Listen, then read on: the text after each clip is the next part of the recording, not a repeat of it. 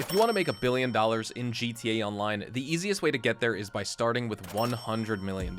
And if you want $100 million, you need to start with $1 million. Basically, to get filthy rich in this game, you need to invest more and more money. And there are honestly a bunch of heists, businesses, and activities to help you reach that mountaintop. But before you start climbing, you're going to need a good pair of shoes. And that's what I'm setting out to do with this video. My goal here is to provide you with a solid foundation, whether you're new to the game or a veteran player, by giving you some insight into my top 15 money grinding investments in GTA Online. Some of these are vehicles, some of these are businesses, some of these are vehicles that also double as a business, but you get the idea. If an item helps you make more money than you put into it, or if it reduces the amount of time needed to complete a certain type of content, it's a good investment in this game. And there is no better investment for a new player than the Acid Lab, primarily because you can get this thing along with all necessary equipment upgrades for free. And as we all know, nothing beats free in a game like GTA Online. Once you've upgraded the equipment, you can use the Acid Lab to produce $351,000 worth of product every 3 hours with a speed boost, or 4 hours without the boost. That's well over $100,000 per hour. And the best part is that this business is accessed through a service vehicle, so you can easily summon the Brigade anywhere on the map instead of traveling to your acid business. And on top of that, resupplying is super easy, as you can just call your assistant Mutt on the phone and tell him to buy supplies for you. The good news keeps on coming, because despite making nearly as much money from a full bar of product as the Math Lab, you only have one sale vehicle every single time with the Acid Lab, and that's the Maibatsu Manchez Scout, one of the best off-road bikes in the entire game. And for all those reasons, the Acid Lab is easily an S-tier business and one of the best investments that you can make. The earlier you get it, the better. Investment number 2 on this list here today is probably going to be the most costly one, so let's just get it out of the way, because you need a CEO office first and then a few warehouses on top of that. I'm of course talking about CEO Special Cargo, and this is a crate grinding business where you go out and source crates for your warehouse, then you resell those crates to buyers and make a profit on your investment. If you're going to source the crates manually, the way I like to do it is source 3 crates for $18,000. Then while one warehouse is on cooldown, I go do another 3 crate sourcing mission for my other large warehouse, so I'm not wasting any time. Most of the time though, what I'm going to do is task my warehouse staff with sourcing, and while they do cost more than manual sourcing, it's nowhere near as bad as Rooster, who charges $25,000 per crate at the hangar, even though each of your hangar crates sell for just $30,000. In comparison, the Special Cargo warehouse technicians cost just $7,500, and you make $20,000 per crate in return. It takes $666,000 to fill up a single large warehouse, and you can own up to 5 of these things in total. A full sale in an invite-only lobby gives you $2.2 million,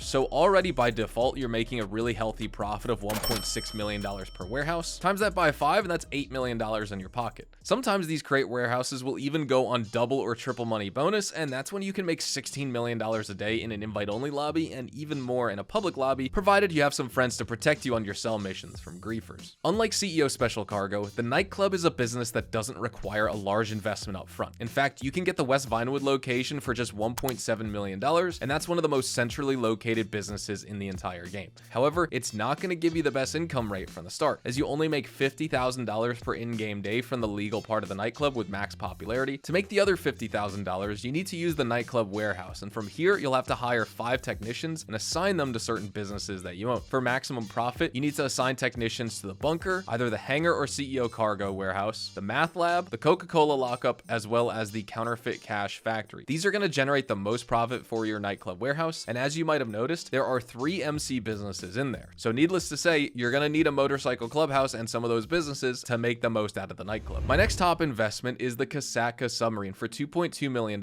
and this unlocks the Cayo Perico heist, which despite all the nerfs over the years, is still the most time efficient way to make $1 million really fast. If you have a Sparrow, you can do all the prep work in less than 50 minutes, and the finale itself won't take more than 10 minutes if you go the stealth route through the drainage tunnel. Do the elite challenge, and that's another $50,000 on top. Hard mode gives you 10% extra on your primary targets and increases the elite challenge reward from $50,000 all the way to $100,000. So even if you get the worst paying target, which is Sinsamito Tequila, you can still make over $1.1 million on hard mode. There is a 2-hour 24-minute cooldown for solo players, but that's honestly a blessing in disguise, because I don't think Cayo Perico is the type of heist that's fun to grind over and over and over, and a lot of people get sick of the game because all they do is Cayo max. However, there is a heist that's more fun to grind than Cayo in my opinion, and at least for me, it's the Dr. Dre VIP contract, which you can unlock by purchasing an agency for a little over $2 million. The Dr. Dre VIP contract pays $1.1 million every single time, and it can reliably be done in an hour if you have a fast vehicle like the Sparrow or Oppressor Mark II to make the grinding more efficient. Plus, the agency unlocks the Amani Tech vehicle workshop and has the only armory in the game that also sells body armor and equipment in addition to weapons and ammo for your characters, so the agency is a must must-have business in my opinion.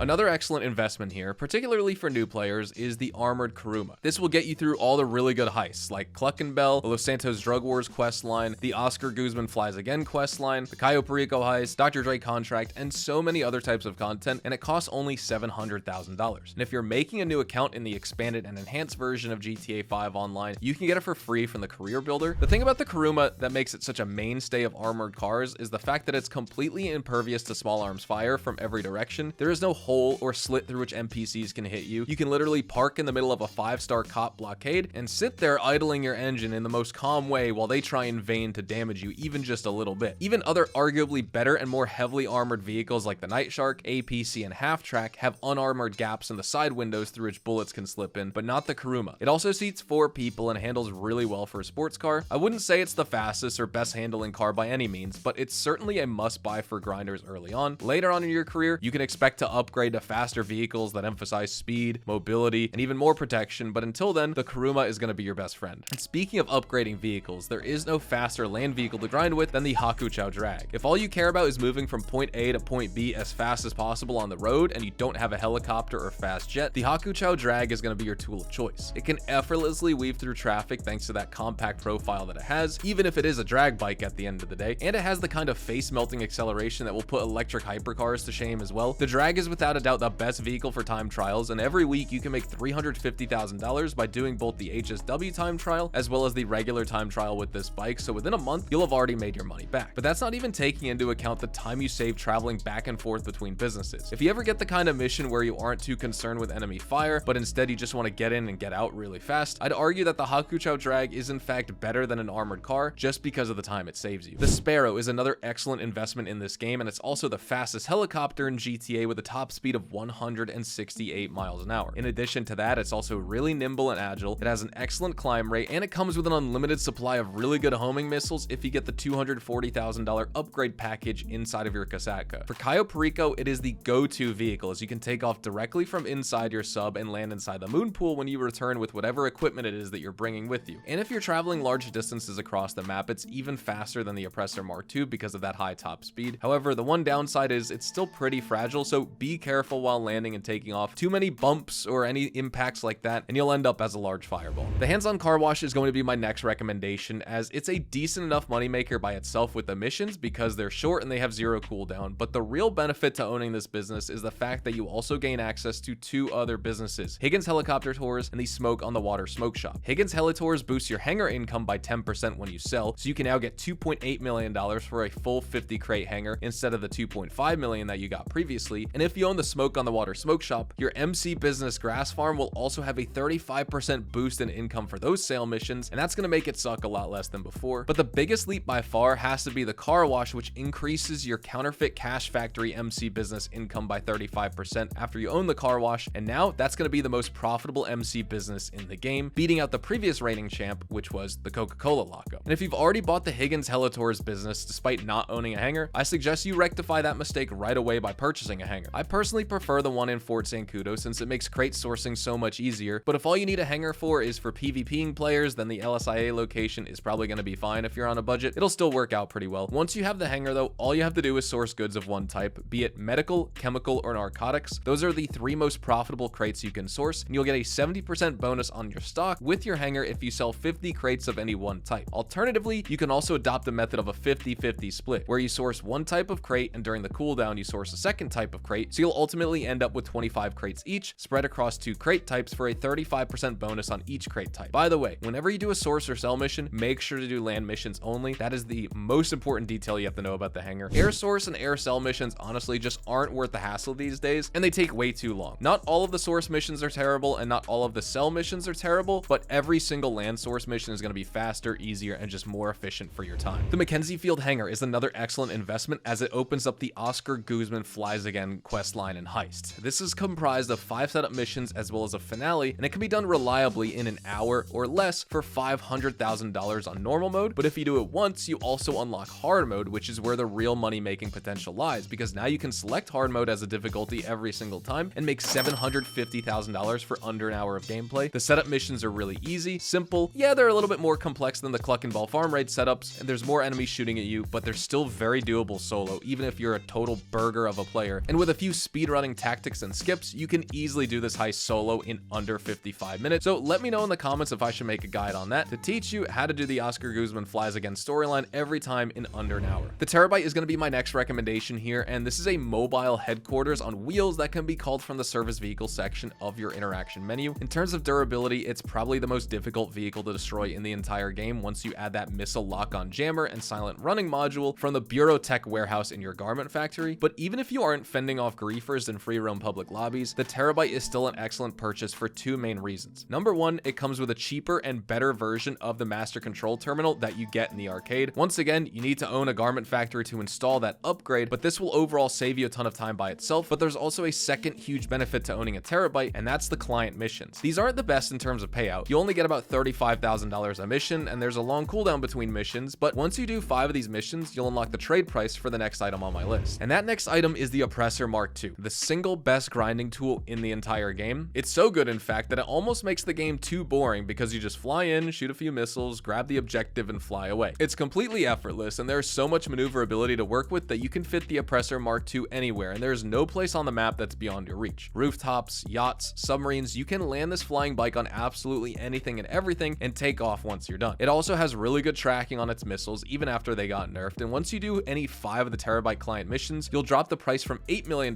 which is ridiculously expensive, to $6 million. Yeah, that's still expensive, but you're saving a lot of money, and that's money that you can put towards upgrades like buying homing missiles for your brand new Oppressor, or a drone station for your Terabyte, or anything else you want. Or maybe even you want to put money towards the next item on my list, which is the living quarters. This is usually available as an upgrade option for properties, and it lets you set your spawn point to that property and load into a new session to spawn directly inside of that business. Basically fast travel in that game, and it's a must-have for serious money grinders. Living quarters for businesses cost anywhere from $200,000 to $300,000, and if you see a business that supports a living quarters, grab it, because then you won't have to drive there anymore. You can just spawn into it directly by loading into a new lobby. And finally, for number 15 on my list, I've got one of the most overlooked businesses in the entire game, the vehicle warehouse. My preferred tactic with this business is to source 10 unique standard range vehicles, then 10 unique mid-range vehicles, and at this point, I'm guaranteed to only get the top range vehicles, but I personally will take it a step further and also grab all 12 unique top range vehicles, so I have perfect control over which top range vehicle I get to sell and source next. Unless you have all 12 unique top range vehicles, the game will not give you an exact duplicate, and for that extra little bit of efficiency in source missions, I suggest getting an iron mule so you can hook up your vehicle to the mule and fly it to the warehouse, which is going to be a lot faster than driving there most of the time. But that's it and all I have for today's video. Let me know what you think of these money-making investments in the comments below, and whether you have any personal favorites that you'd recommend in addition to my picks. I'd also like to know which investments that you guys use to make money as players of this game, and while my list is mostly built for solo play, I know some of you guys play in squads or in public lobbies, which can definitely influence the order of things or move certain businesses and vehicles around in terms of priority. Anyways, thank you guys so much for watching. Drop a like if you found this video informative. Subscribe to the channel if you guys are new and you want to see more GTA Online content like this. Check out my social medias like Twitch, Twitter, and Instagram, specifically twitch.tv/hazardoushdtv for daily GTA Online live streams. You can also feel free to check out my YouTube shorts and TikToks. I post 1 to 2 of those every single day. With that being said, I'll see you guys in the next video. Adios, amigos.